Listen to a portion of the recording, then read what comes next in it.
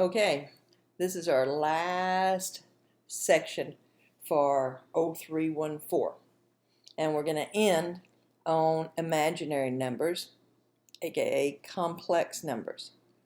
Okay, remember when we first started talking about radicals, we said we can't have a negative under a radical, can't have it, and we're just going to call it not a real number for now, right? All right, we're done calling it not a real number.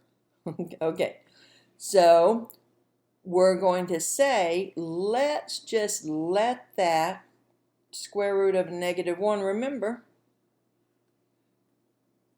my product rule, if I had something like square root of -25, I can separate that into two radicals.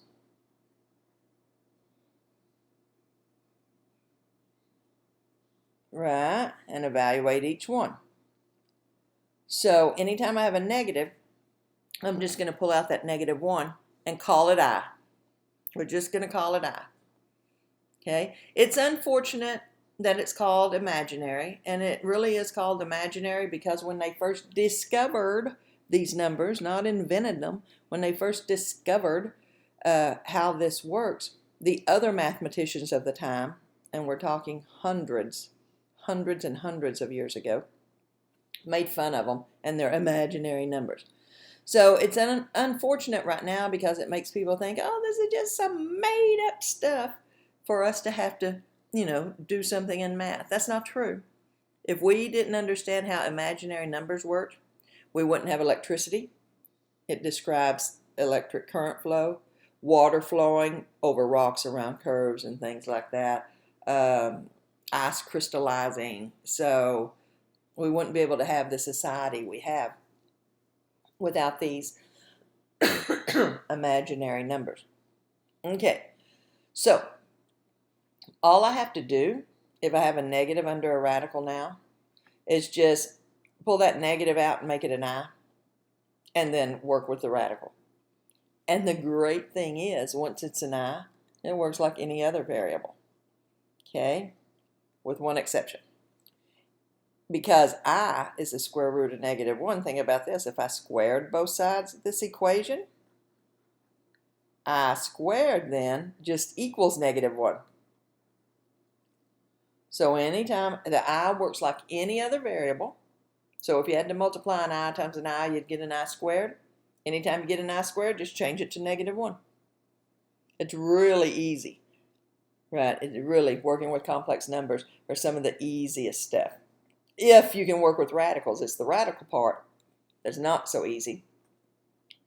The imaginary part, awesome. So if I see a negative under a radical now, instead of saying not a real number, I just got, and that has to be my first step though. I can't do any of my properties with the negative under there and then do that later. Has to be my first step.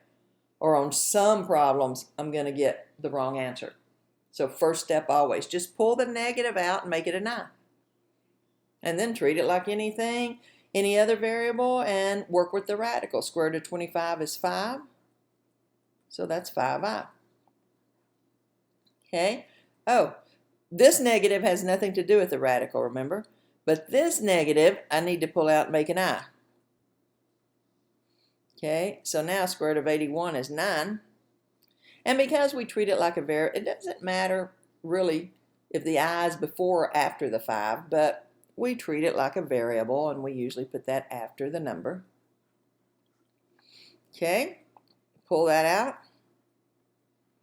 Now I can't simplify that any further, so I'm finished. Okay. This one I'm not going to put after the number, right? Because the numbers are radical. So I don't want to confuse, hey, is that I supposed to be underneath there or outside?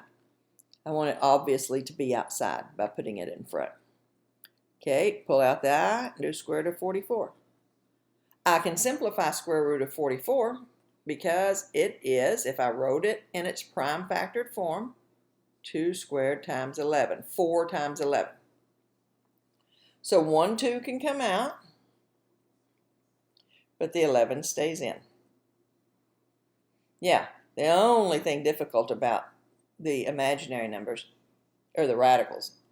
So, and that's what we've been working on all this chapter. So that's what we're going to keep working on, the radicals. The imaginary part's way easy. Here's some examples where you'd get the wrong number if you didn't pull that I out first. All right, so this is I comes out first, square root of 16.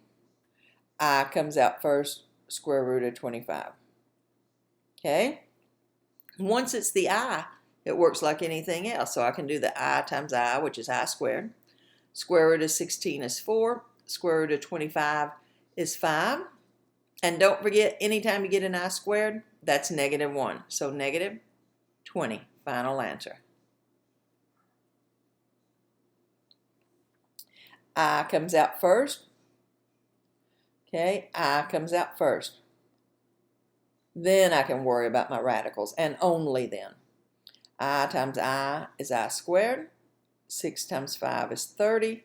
This won't simplify because it's 2 times 3 times 5, right? But that is -1.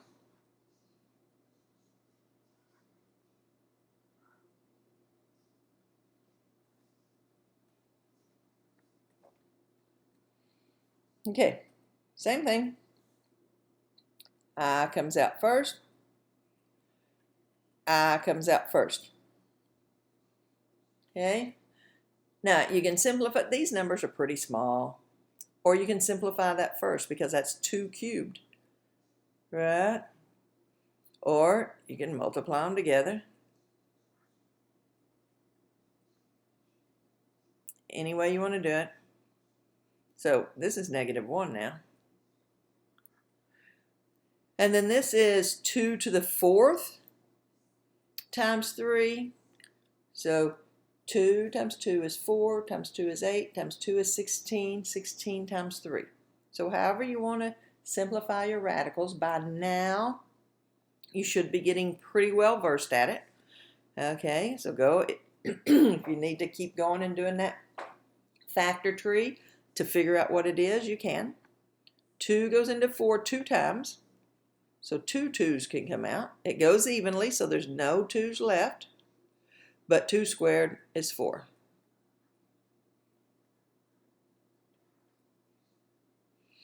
Okay, I comes out first. Okay, it's not an I squared this time, so it just stays I. And 35 is only 5 times 7, so it won't simplify any further.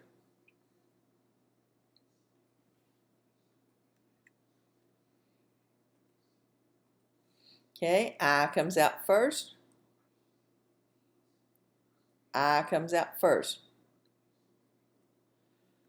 Now, the i's can divide out. Right? Works like any other variable. And I notice this, I'm going to use my quotient rule in the opposite direction to help me simplify that. Instead of rationalizing that denominator and making my numbers bigger, I notice, hey, that fraction will simplify. 80 is divisible by 5, so it is what, 18? See, 5, 30, no, 16. 16. Oh, square root of 16 is 4. Okay. I comes out first. And this one I notice the same thing. Hey, I'm going to put that all together and simplify the fraction first.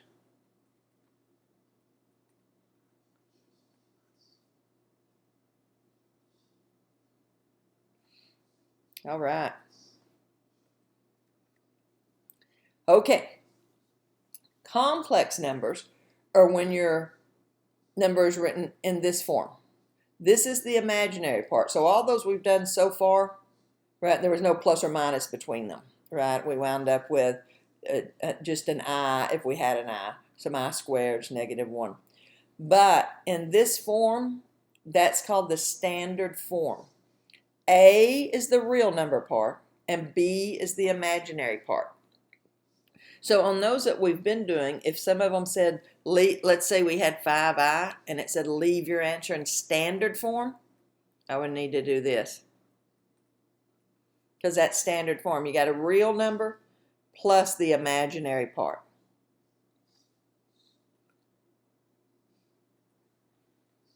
Okay, so these numbers now, they're really easier because the I has already been taken out for you, right? And once it's in the I form, it works like any other number. Now pay attention, that's a plus, not a multiply. Don't start distributing. This is -1 minus 8i plus 9 minus 3i. That's a plus, so I'm going to distribute this 1 just like I distributed this 1 to get rid of the parentheses. And then I'm just combining like terms. 9 minus 1 is 8. -8i minus 3i is -11i.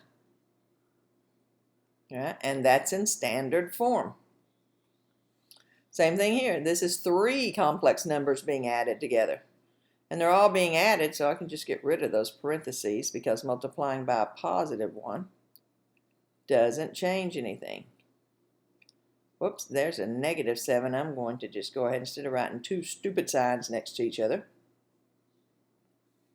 A plus minus, two signs that's different, is only a minus. And then combine like terms. Real number, real number, real number. So that's -9, imaginary, imaginary, imaginary, minus 6i, right? Here's -1 and -5 more, so minus 6i.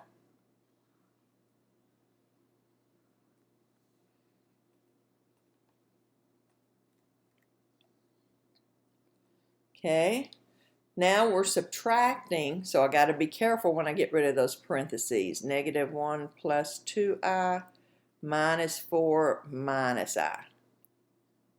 Okay, so I can't even really tell that I'm working with imaginary numbers when it's already in the I form. It's like any other variable. So -5 and then plus I.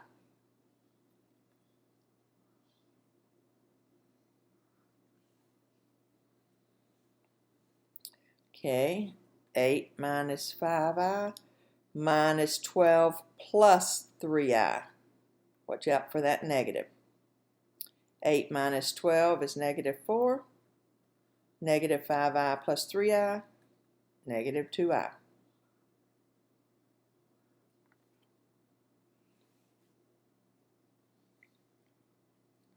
-10 plus 6i plus 10 minus 10i. -10 plus 10.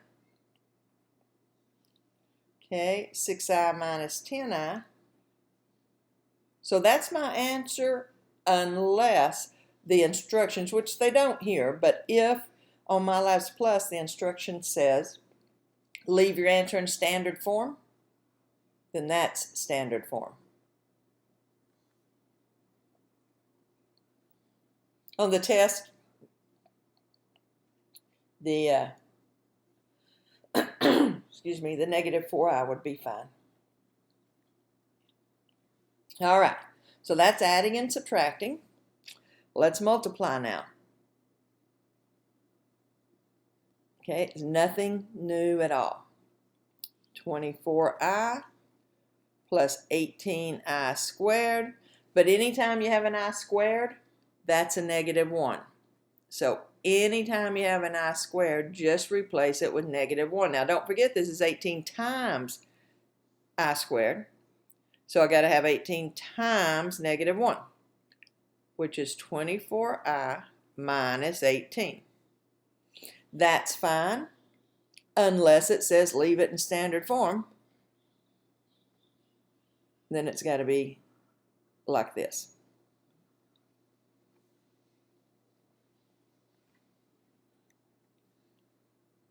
Okay, what are you going to do?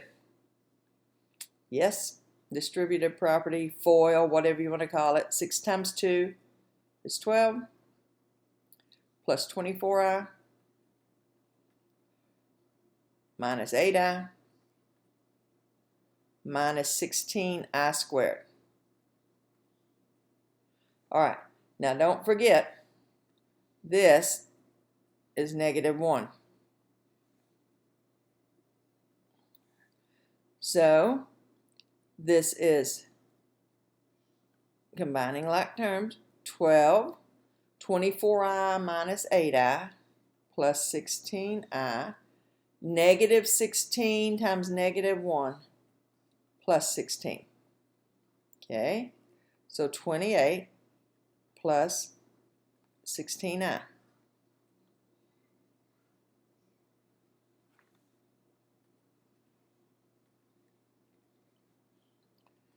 Okay, 9 plus 12i plus 6i plus 8i squared. And this I squared is negative 1. So we have 9 plus 18i minus 8. 8 times negative 1, right? So now 9 minus 8, 1 plus 18i.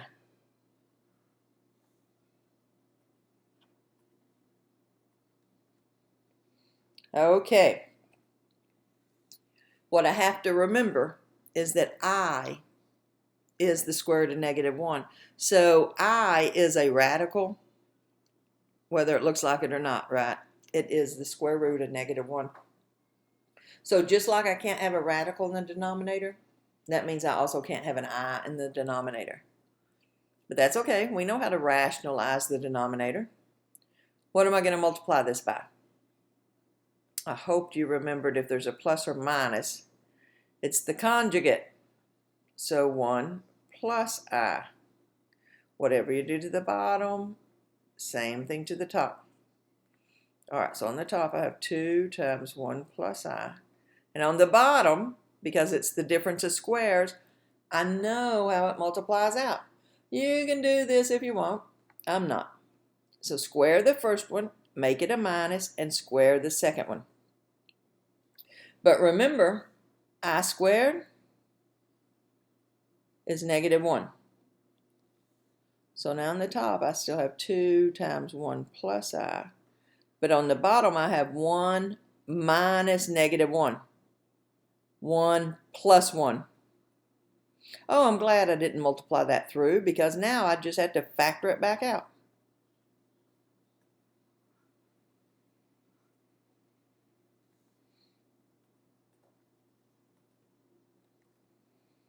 Okay, what's the conjugate for this?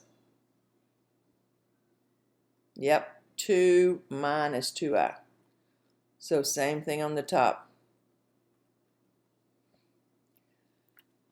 All right, so on the top, I have 8i times 2 minus 2i. And on the bottom, square this one, make it a minus, and square this one. Remembering that I squared is negative 1.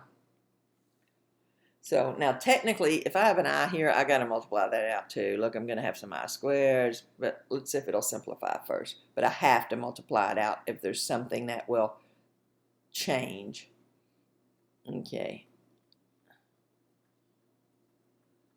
So on the bottom, we have 4 plus 4, because we have minus 4 times negative 1. A negative times a negative.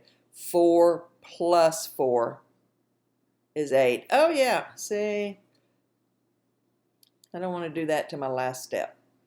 Okay, and if I just had a number here, if I had a 5 there, I wouldn't even have to multiply it out. But because I have an I, and that's going to change this value, I got to do it.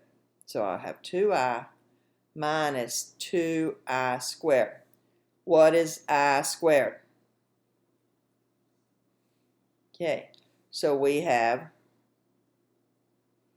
2i minus 2 times negative 1. That's plus 2. That's fine unless it says write in standard form.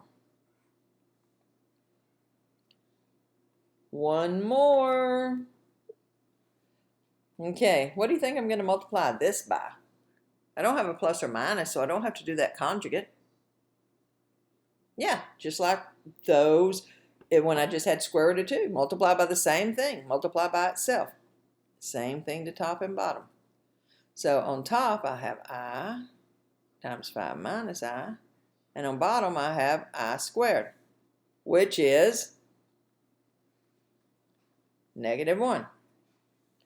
Okay, so really, since I'm just dividing by -1, does that make sense that I can do that? Yeah, just put the negative up here. It's a 1's my number, so it doesn't change anything. Okay, so again, because that's not just a number, I got to multiply it out. Things will change. So -5I plus I squared. But I squared is -1.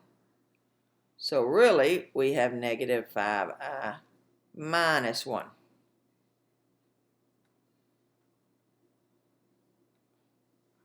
All right, guys. That is the end of our information we have to cram in our head for this class. Let me know if you get it crammed in.